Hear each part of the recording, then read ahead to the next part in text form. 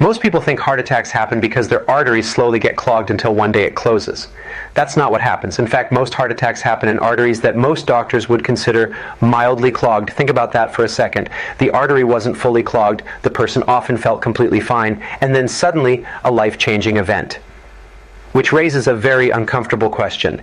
If heart attacks aren't caused by what most people think, then what actually causes them? And here's where the aspirin story gets weird. Because for decades, millions of Americans were told, take a baby aspirin every day, it'll protect your heart. Then almost overnight, doctors started telling millions of those same people to stop. So which is it? Was aspirin saving lives, or were millions of people taking a pill they never needed? Well, here's the thing most people don't understand. The recommendation didn't change because aspirin stopped working. It changed because researchers discovered something far more important. Not everyone is fighting the same heart disease. Some people are at high risk, some people are at surprisingly low risk. And for one group, aspirin may help, but for another group, it may quietly create a completely different danger.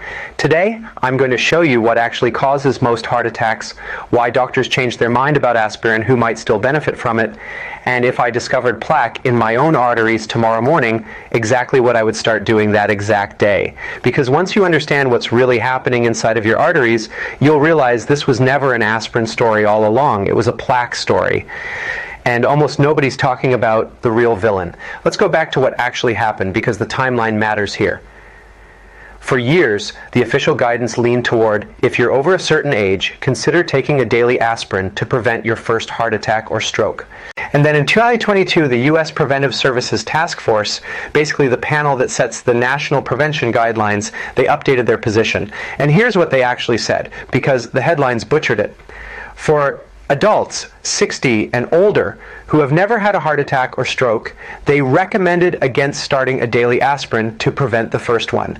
For people in their 40s and 50s at higher risk, they said it becomes an individual decision between you and your doctor. Now watch how fast that got mangled. The headline became, doctors say stop taking aspirin, as if it applied to everyone. It did not. Most people think aspirin either helps everybody or helps nobody, but both of those are actually wrong. And the gap in between them is where most people get hurt in both directions. Here's the question everybody argues about online. Should people take aspirin, yes or no? That's the wrong question. That question has no answer, which is exactly why the argument never ends. The real question, the one that actually has an answer, is this.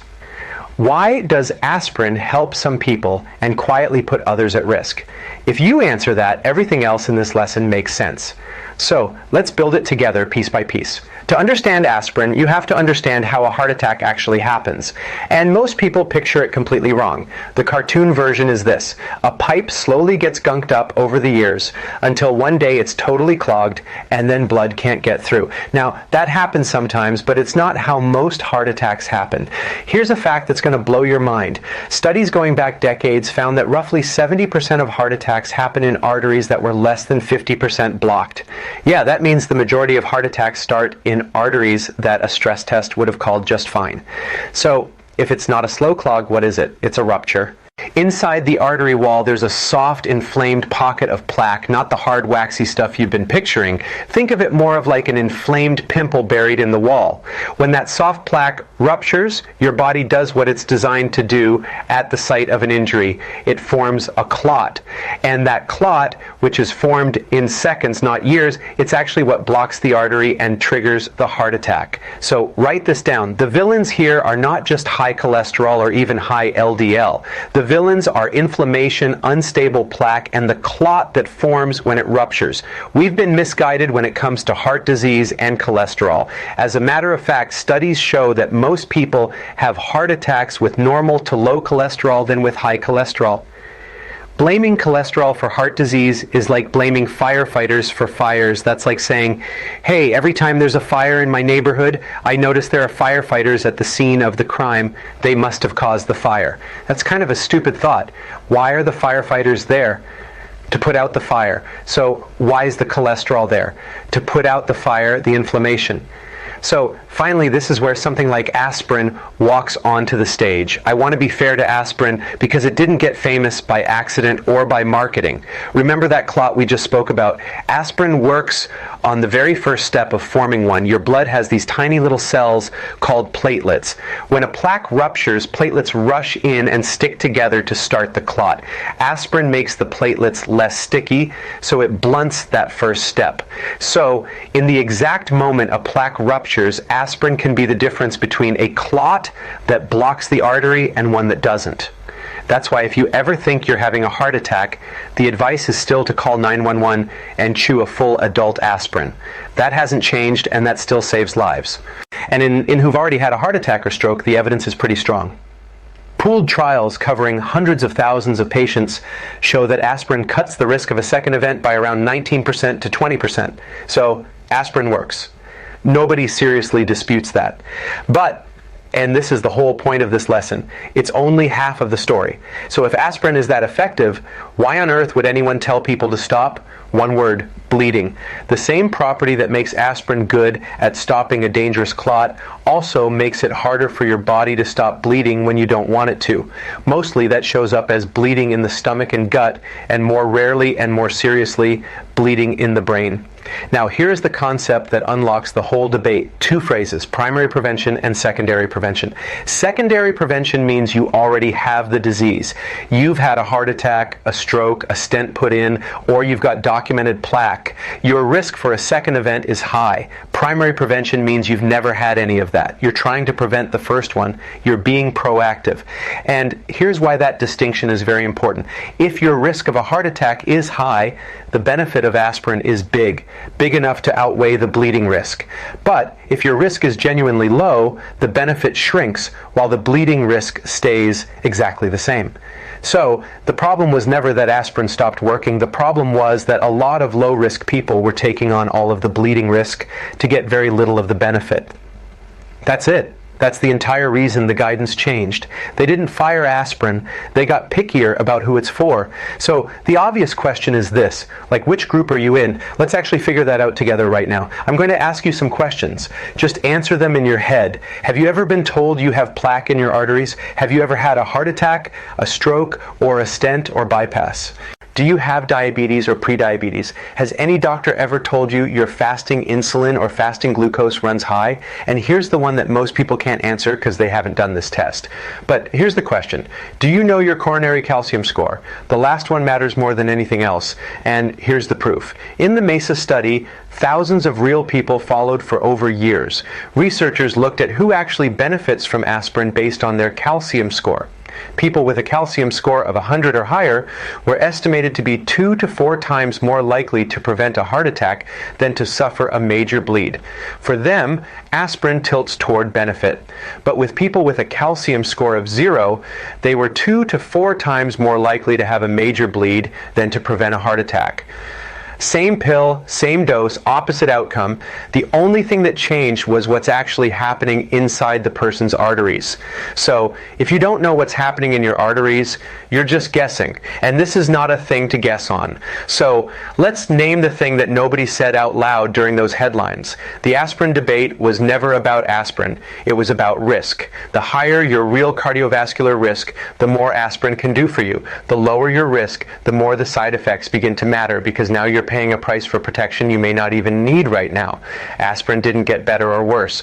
We just got smarter about matching the tool to the right person. So let me make this personal, because this is something I actually think about. If I went in tomorrow and a scan showed plaque building in my arteries, here's the thing. My first question wouldn't be which pill or statin do I take forever. No, my first question would be, why did this plaque form in the first place? Because here's what a blood thinner does and doesn't do. Aspirin may lower the odds that a clot turns a rupture into a catastrophe. That's real and for the right person and matters. But aspirin does absolutely nothing about the environment that built the plaque in the first place. It doesn't touch your blood sugar, it doesn't touch your insulin, it doesn't touch your inflammation. It just manages the consequence. It doesn't address the cause. And Einstein used to say, intellectuals solve problems, geniuses prevent them. So we want to focus on being a genius, getting to the cause. That's the part you actually have leverage over. So if it were me, Here's exactly what I would put my energy into. 7 things. Number 1, get my blood sugar under control. Everyone obsesses over cholesterol, and almost nobody talks about blood sugar. But high blood sugar damages the lining of your arteries and feeds the exact inflammation that builds unstable plaque. If your glucose is spiking throughout the entire day, that's daily injuries to your arteries. So I would want to get my hemoglobin A1C, which is the 3-month measure of my blood glucose, at 5.2% or below, and my fasting blood glucose between 70 and 90 milligrams per deciliter. I will do this by practicing low-carb keto, fasting, no food at least 3 hours before bed, and in general keeping my total carbohydrates under 50 grams per day, with the focus of protein and high-quality fats. Step 2, which goes hand in hand with step 1, is to bring down insulin resistance. You see, high insulin isn't just a weight problem. Chronically elevated insulin levels drive inflammation and blood vessel dysfunction. You know, as a matter of fact, I've interviewed my good friend and colleague, Dr. Philip Ovadia, on the Benazati show. He is a heart surgeon who has performed over 5,000 open heart surgeries. And he said there's only one cause of heart disease, damage to the blood vessels. We've spoken about that today. But I asked him, what's the number one thing that contributes to that? He said, high levels of insulin. So if you want to have sensitive levels of insulin, you got to get that fasting insulin between 2 and 6. And I would do everything possible to get there, starting with no snacking in between meals, focusing on high protein and high fat meals, lower carb meals, getting rid of liquid sugar, fruit juices, smoothies, excess fructose in general. That change alone changes the environment within your arteries. Step 3 is to lose the visceral fat. That's the fat that's packed around your vital organs. Yeah, belly fat, but it's deep abdominal belly fat. It's not just stored energy sitting there quietly, it's metabolically active, and it's releasing in inflammatory chemicals around the clock. That belly fat behaves like an inflammatory organ, and your arteries are downstream of it. It's a nasty fat wrapped around your heart, your kidneys, your liver. Some of the best ways to lose that visceral fat is going to be high quality sleep, sprinting, building lean muscle mass, and everything I shared from step 1 and 2 with lowering glucose and insulin. Step 4 would be to get rid of all ultra-processed foods. So you cannot build a healthy artery out of inflammatory building materials. I'd get rid of all industrial seed oils, canola, corn, cottonseed oil, sunflower, safflower, soybean oil, rice bran oil, grapeseed oil, and I'd swap those for healthy anti-inflammatory fats like butter, ghee, coconut oil, avocado oil, and extra virgin olive oil. These simple swaps here go a long way to lower inflammation in your body. Step 5 is that I will walk every single day. It's one of the simplest things that most people dismiss, and that is a mistake. Walking improves blood flow, helps your body release nitric oxide, which is a vasodilator which relaxes your blood vessels, and it also blunts blood sugar after meals. A 10 or 15-minute walk after your biggest meal of the day is one of the most underrated heart tools there is, and it is free. Step 6, protect your sleep. Some of the most important repair for your blood vessels happens during sleep. When you get poor sleep, it raises your blood pressure, raises your stress hormones, and raises inflammation. The whole list we're trying to lower. You can do everything right and still sabotage it with poor sleep each night. So, to get better sleep, I will simply not eat at least 3 hours before bed. I will wear a sleep mask, I'm going to mouth tape, and I'm going to make sure my thermostat is at 67 degree F. Step 7, eat an anti-inflammatory diet with whole foods. Look, every single meal is either supporting your arteries or working against them. There is no snorts neutral, polyphenol-rich plants, healthy fats, real whole foods. Whole foods are simply single ingredient foods. These foods feed your body the raw material it needs to calm inflammation instead of stoking that inflammation. Now go back and look at the 7 things we just covered. Not one of them improves your arteries by thinning your blood.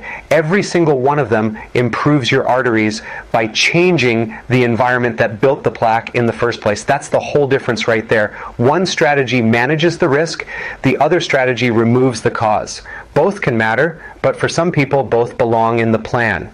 But almost everyone only hears about the first one, about just taking aspirin. And look, since we're talking about foods that support healthier arteries, I have to talk about one in particular. Because when researchers looked at the health dietary patterns in the entire world, one food kept showing up again and again, and it was real extra virgin olive oil. In the pre-dimed trial, thousands of high-risk adults followed for years. They added extra virgin olive oil to the diet, and it was tied to a roughly 30% lower risk of major cardiovascular events, 30% from a food, not a drug. Now, the statin industry hates this study because the statin industry brought in billions of dollars last year, and their research and their medication doesn't even do what this study showed from an actual food, extra virgin olive oil. Now, here's the problem. Most people think, yeah, I'm taking olive oil, then I'm good, I'm getting all the benefits. But they're really not, because of a good percentage of the olive oil sitting at the grocery store, your Publix, your Whole Foods, your Costco, your Aldi's, your H-E-B.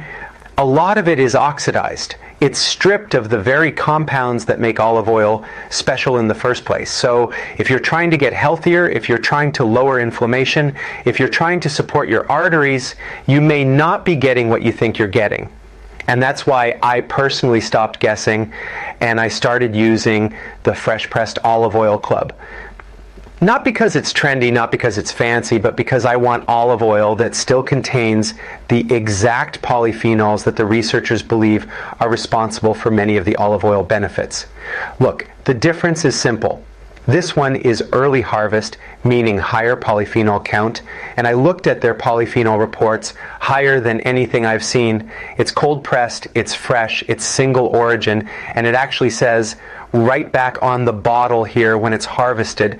This one is from Spanish harvest, late 2025, early 2026. You want that harvest date to be within 18 months of consuming it.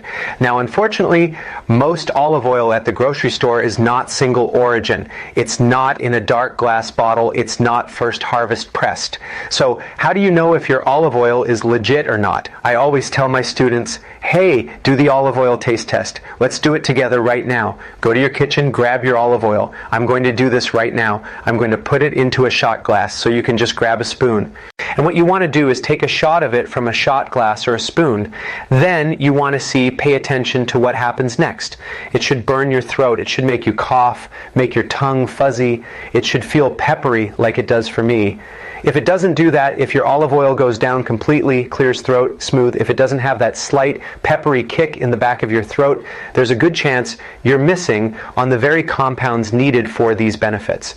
And if we're talking about supporting healthier arteries, reducing oxidative stress, and creating a healthier internal environment, these compounds matter. That's why I use the Fresh Pressed Olive Oil Club every single day. At least a tablespoon every single day, sometimes up to 4 tablespoons a day. I put it on vegetables and salads, on protein. Sometimes I even put it in my coffee. Sometimes while I'm fasted, like right now, I'll take a shot of it. It doesn't break your fast. It's one of the simplest upgrades I've made for my health. And for my community, they're giving away a 3rd bottle completely free when you order 2 bottles. Just click the first link in the description box below, or if you're watching on YouTube, grab your phone and scan the QR code on the screen to get yours right now. Now, these harvests are limited because they source them from small farms around the world. So availability changes throughout the year, and if you try it and you don't love it, you're protected by their money-back guarantee. Because at the end of the day, this isn't about olive oil. It's about giving your body better building material. Your arteries are built from what you repeatedly put inside your body. And if you're already making the effort to improve your blood sugar, lower inflammation, lose visceral fat, and to support your heart, don't let low-quality oils be the thing working against you. Click the first link in the description box below, or scan the QR code on the screen to grab your Fresh Pressed Olive Oil deal before this harvest runs out. So, let's close the loop we opened at the very beginning. Where does aspirin actually fit in? For the right person, someone with real plaque, real risk, a green light from their doctor, it may be a genuinely valuable tool. But for someone who's at low risk, no plaque, just taking it just in case, the bleeding risk may quietly outweigh any benefit, which is why the real question was never, should everyone take aspirin? The real question is, what problem are we actually trying to solve and for whom? And if you want to take these 7 steps you learned today to the next level and have it for 45-day plan to really master this. I'm coming out with a new book called Keto Flex Revised. It's coming out July 21st. You could actually pre-order today and get some free bonuses to get started on your routine right away. In this book, it's customized for men versus women, women who have a menstrual cycle versus women who are postmenopausal, and it shows you the exact steps to lower inflammation, lower insulin, lose visceral fat, and feel like a freaking rock star. I encourage you to go to ketoflexbook.com or scan the QR code on the screen or click the second link in the description box below to pre-order the book today. When you pre-order the book today, you're going to get some exclusive bonuses sent to your email right away. The first is a Keto Flex Jumpstart Guide. The second is an exclusive PDF and audio series from the book. All you need to do is go to ketoflexbook.com. The book is going to be available on paperback, Kindle, Audible, and Spotify. I narrated those audios myself, and I want to leave you with this because I think it's the most important part. You are not doomed because heart disease runs in your family. You are not doomed because someone told you you have plaque. And you are not doomed because you're taking medication every day. This was never about choosing between medication and lifestyle like it's one or the other. It's about building an internal environment, your blood sugar, your insulin, your inflammation, that supports healthier arteries in the long run. That's where the real prevention actually starts. So if this cleared up the aspirin confusion for you, do me a favor and send it to somebody you care about, because right now millions of people are making decisions off of headlines instead of the full story, and you could hand them the full story. Thank you for watching. Thank you for listening. And if you enjoyed this lesson, I did a recent experiment that's going to blow your mind. I consumed 30 TBSP of olive oil within 10 days, and I tracked what it did to my body. You're not going to believe what it did to my body. Here's a clip from that lesson. Then, in a few seconds, click the video on the screen coming up here, and I'll see you in that next lesson. I'm going to walk you through every day, the good, the bad, music, the part where I almost ruined the whole experiment by making one really stupid mistake. And after watching this or listening to this, trust me, you're going to want to try this. Okay, so here's the thing about olive oil that most people get wrong. When you say olive oil to the average music person, they think, oh yeah,